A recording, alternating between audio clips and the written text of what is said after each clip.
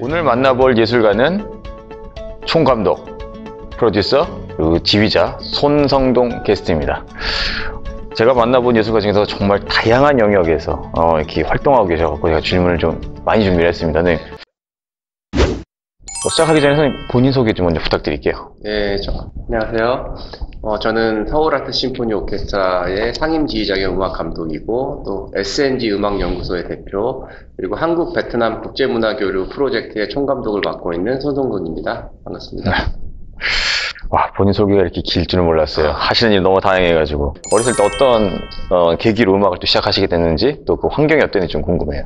저도 일반 분들처럼 네. 아마 초등학교 1, 2학년 때부터 피아노를 배웠고 피아노를 시작하셨군요. 네, 네. 피아노를 학원에서도 배우고 저희 밑에 집에 사는 피아노 선생님한테 개인 레슨을 받고 그때 저도 이제 교회에서 피아노를 쳤어요. 아하. 그리고 또 교회에서 이제 뭐 밴드 음악들을 다 했어요. 뭐 기타, 뭐 베이스, 그리고 키보드. 다양한 악기를 하셨군요. 네, 뭐 드럼, 아까 팝 악기들을 다 교회에서 경험을 해서 네. 그렇게 하다 보니까 자연스럽게 음악을 좀 겪게 된 것 같아요. 네. 선생님 그때 재능이 있으셨어요? 재능이 없었어요.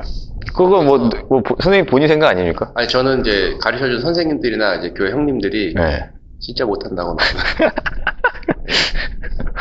기준이 뭐길래 선생님한테. 일단은 제가 좀 늦어요. 그러니까 아마 피아노 치셔서 알겠지만 초견이나 어떤 곡을 습득할 때 네네. 어떤 분들은 예를 들면 10의 에너지를 가지고 그 곡을 익히잖아요. 네.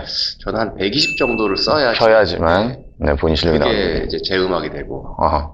지금 어렸을 때 몇 살 때부터 그럼 처음 접하신 한 게? 8살, 초등학교 1, 2학년? 그렇게 뭐 이렇게 늦게 시작하신 건 아닌데. 예전에는 이제 피아노를 숙제를 내주면 이렇게 뭐 발을 정자 쓰고. 네네네, 발을 짰어. 그걸 연습할 제대로 때마다. 하는 아이들 별로 없잖아요. 그렇죠. 저도 그리고 예, 레슨 전에 막 네. 발을 정자 쓰고. 선생님도 발을 정자 시대시고요. 네. 중학교 1학년 때 네. 기타리스트가 되려고 그랬어요. 중학교 1학년 때. 네. 그러니까 건반은 뭐 계속 교회에서 꾸준히 쳤지만 네. 특히 락 음악을 좋아해가지고 저는 헤비메탈 밴드를 했거든요. 네. 그리고 이제 뭐 속주 기타리스트 그래가지고 아주 좀 빠른 프레이징들, 뭐 라이트 핸드나 뭐 이런 네네네. 것들 그런 기교적인 걸 하는데 거기 이제 뭐 잉베이 맘스틴이나 그 폴 빌버트 같은 분들이 이제 클래식적 기반으로 하는 바로크 메탈이라는 분야가 있어요. 바로크 메탈이에요. 그러니까 네. 클래식적 그런 작곡법이나 이론들을 락에 적용해서 우리가 알고 있는 그냥 시끄러운 헤비 메탈이 아니라 음악적으로 좀 더 깊이 있게 들어가는 그런 락을 하다 보니까 네. 그러니까 잉베이 맘스틴을 하려면 바흐를 알아야 돼요. 락이지만. 지금 우리 락 얘기하고 있는 거죠? 네. 근데 그래서 제가 음악 공부를 더 하게 된 거예요. 그러니까 화성학이나 이런 것들을 사실 처음에는 그런 음악을 잘하기 위해서 제가 공부를 했는데 그래서 작곡을 공부하게 된 거예요. 근데 그럼 락의 매력은 뭐였어요, 그 당시에? 헤비메탈이죠, 락. 사람들은 뭐 이제 시끄럽고 이런 그러니까요. 저도 그런 네. 게 있지만 그 안에 이런 솔로나 그런 것들이 아까 제가 말씀드린 바로크 메탈 같은 경우에는 클래식적 모티브를 가지고 락을 해요. 클래식 공부를 더 열심히 하게 된 건 어쨌든 그분들의 영향이 있어요. 중학교 2학년 때, 3학년 때는 네. 화성학이나 네. 이런 클래식 음악이론들과 작곡법을 공부를 해서 네. 락 음악이 아니라 물론 좋아했지만 네. 그러니까 일반적인 작곡가가 되려는 꿈을 가져서 중2, 중3 때부터 제가 이제 클래식 공부를 했습니다. 락에 관심이 많았는데 네. 그때 이제 락을 넘어서 이제 그 팝 음악이나 클래식에 관심을 가져서 중3 때부터 작곡 공부를 했고 이제 고등학교는 예체능 계열에서 작곡 전공으로 들어갔어요. 클래식 작곡으로. 와, 그럼 이미 고등학생 시절에 이미 다양한 영역들을 협력을 하셨네, 벌써. 그러니까 장르를 좀 많이 했던 것 같아요. 뭐 예를 들면 락이나 재즈나 뭐 퓨전, 블루스 그리고 클래식은 뭐 계속 꾸준히 했고 제일 못했던 분야가 클래식인데. 오히려. 네. 그럼 고등학교를 마치시고 이제 대학교 진학을 하셨고요. 그럼 어떤 전공으로? 클래식 작곡에 이제 입학을 했는데 네. 그때 이제 은인을 만난 게 거기 이제 홍정표 교수님이라는 또 유명한 합창 지휘자분이 계신데 아, 네. 합창 지휘를 공부를 메인으로 하면서 작곡을 공부하는 것도 좋지 않냐. 아하. 그래서 대학교는 이제 그 철시 뮤직이죠. 교회 음악과의 합창 지휘를 전공을 했어요. 그러면 그때 이제 지휘하고 작곡이 분리된 상황이었습니까? 근데 이제 제가 해보니까 결론적으로 지휘 공부가 네. 작곡 공부를 같이 가서 필연적인 분야이기 때문에 지휘를 전공하지만 작곡을 부전공으로 한다고 해도 실제로 거의 깊이는 계속 전공처럼 들어가요. 한국의 그런 음악 교육은 어떠셨어요? 만족스러우셨었어요? 그때는 그게 제일 좋은 건 줄 알고 했고 다행히 제가 긍정적인 스타일이라서 지금은 좀 아쉬운 부분들이 있고 지휘 같은 경우에는 지휘를 해봐야 되잖아요. 근데 지휘를 해볼 수 있는 실습할 수 있는 환경이 없었었죠. 그래서 피아노는 제가 뭐 10시간이든 연습할 수 그렇죠. 있는데 악기라는 게 있죠. 지휘는 바꿔보고 공부하는 거 말고는 항상 이미지 트레이닝을 해야 되는데 그게 어느 정도 선에 올라가지 않으면 실무 경험이 네, 없으니까. 그러면 이제 운동이 되는 거예요, 이제. 네. 저도 이제 대학교 다닐 때 그 지휘 수업을 한 적이 있었어요. 그래서 우선은 저도 말씀하신 것처럼 이렇게 가상으로 지휘 연습을 하다가 마지막 거의 중간고사, 그 다음에 기말고사에는 조그만 앙상블한테 이렇게 기회를 주더라고요. 처음에는 이제 우리가 음악을 듣고서 지휘를 했다가 나중에는 실제적으로 이렇게 기말고사를 진행한 적이 있어서 와 이게 내가 상상했었던 거하고 실제 정말 사운드를 듣고 그 단원들하고 호흡하면서 지휘하는 게 너무너무 달랐던 거예요. 그래서 그런 부분들 아마 좀 지적을 하신 것 같아요. 네. 제가 이제 대학교 때는 이제 합창지휘 전공을 했지만 이제 대학교 2학년 때쯤에 오페라 클래스 수업을 들으면서 네. 오페라 지휘하고 교향곡 지휘에 대한 정말 엄청난 관심이 생겨서 네. 대학교 2학년 때 우리 오페라 반주 해주셨던 교수님을 통해서 지휘자님을 만나서 그 지휘법 레슨을 따로 받았어요. 대학을 졸업하고 저는 일단 미국에 가서 네. 한 1년 정도를 좀 여행을 좀 했습니다.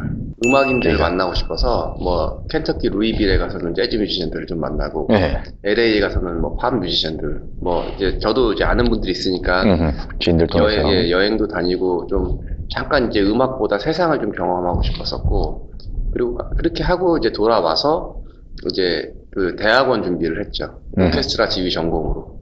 해외 뮤지션들을 만났었을 때 그때 심정은 어떠셨어요? 많이 달랐다고 보세요? 아니면 많이 달랐어요. 그러니까 제가 뮤지션 특히 이제 많이 했던 게 이제 교향곡 하는 이제 지휘자들도 만나고 재즈나 뭐 블루스, 그렇죠. 팝 뮤지션들을 만났는데 한국에서 음악을 했던 것보다는 더 자유롭다. 자유롭다. 프리하지만 그리고 이제 일단 음악 교육을 더 잘하시지만 우리는 뭐 피아노 치다가 틀리면 점수가 깎이지만 야단 맞죠? 거기 네. 그쪽 사람들을 제가 잘하는 것들에 대해서 탤런트를 인정을 해주니까 클래식 전공을 하면서도 이제 팝 아티스트로 활동을 했어요. 교수님들이 싫어하세요. 네가 클래식 전공하는 애가 나와서 가요를 콘서트 음악 감독을 해? 근데 외국에서는 제가 이제 지휘자로 만났고 이제 지휘하는 학생으로 만났는데 나중에 이제 그때 당시 뭐 싸이월드라는 뭐 이런 데도 있고 제 영상 보여드리면 너 클래식 작곡가가 재즈를 이렇게 해? 와 너 와 그래 기타를 쳐. 너 탤런트다. 네 해석에는 많은 음악이 들어갈 수 오히려 인정을 해주는. 그렇죠. 네.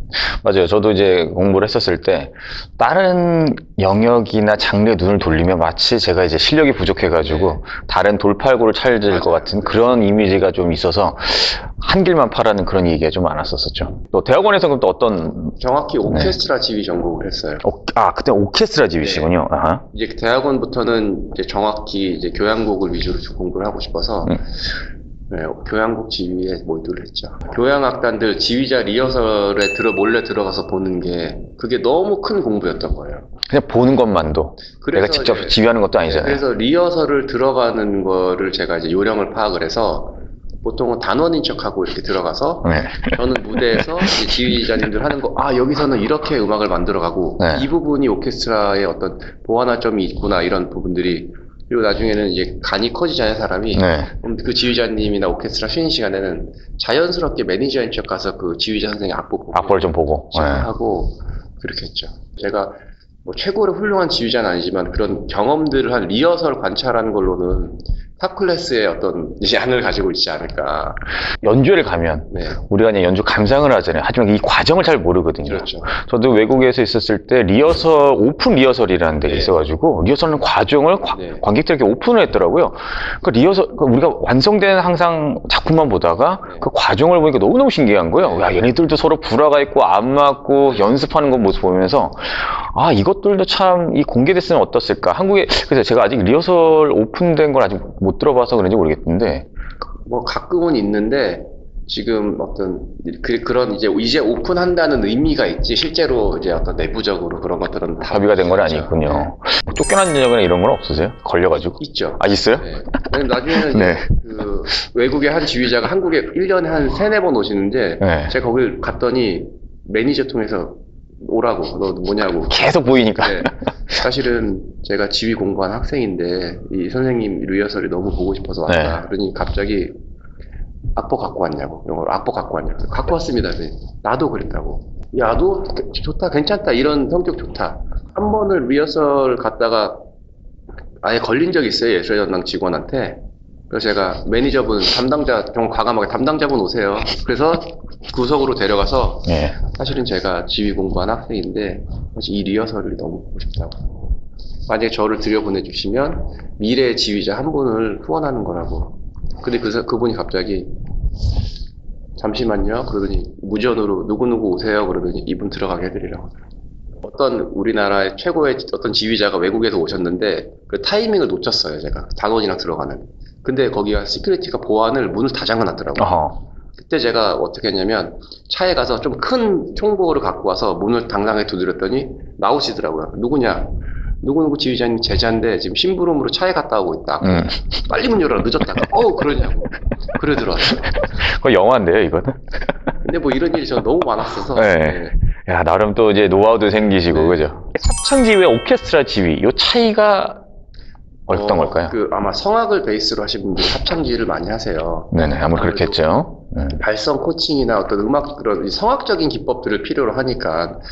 그리고 공부하시는 것들이 보통 이제 종교 음악을 시작으로 아카펠라, 자카펠라죠. 코랄 뮤직, 그리고 물론 이제 메스나 뭐 이런 그쵸. 것도 있지만, 미사. 이제 그거는 이제 오케스트라가 좀 반주를 하는 형식이고, 네. 포커스가 거의 이제 합창에 들어가니까, 그리고 이제 그분들은 아무래도 이제 시대별이나 그 작곡가들에 대한 보이스 컬러나 이런 것들을 많이 연구한다면, 오케스트라 지휘자는 그런 악기들의 특성이나 아무래도 총보가 자체가 틀려요. 예를 들면 합창은 4성부라고 했을 때 오케스트라는 거의 30파트가 되잖아요. 그리고 규모도 크고 나중에 대가가 되면 아마 같은 선상에 오겠지만 공부하는 포커스가 조금은 방향이 다른 면도 있는 것 같아요. 그런데 선생님께서는 성악가 출신이 아닌데 합창을 지휘하는 거에 대해서 네. 좀 단원들이나 뭐 이런 어려운 그런 갈등이나 이런 건 없으셨어요? 예민하고 네. 조심스러운 문제인데 합창 지휘자를 할 때 저도 당연히 발성이나 합창단의 경험을 하기 위해서 어떤 애는 소프라노, 그러니까. 테너 네. 베이스를 했죠. 그리고 발성 훈련을 계속 받는데 더 받으셨고. 이게 합창 지휘자들이 프로페셔널 합창단을 할 것이냐 아니면 좀 이렇게 준 전문 합창단이지만 이렇게 아주 즐겁게 인생을 살면서 합창을 할 것이냐 이 포인트를 볼 때 저는 이제 프로페셔널 합창단으로 생각을 한다면 음악적으로 그 사람들을 끌어내는 건 당연히 발성에 대한 기본은 필요하지만 더 그 이상이어야 되겠죠. 필요한 네. 거죠. 네.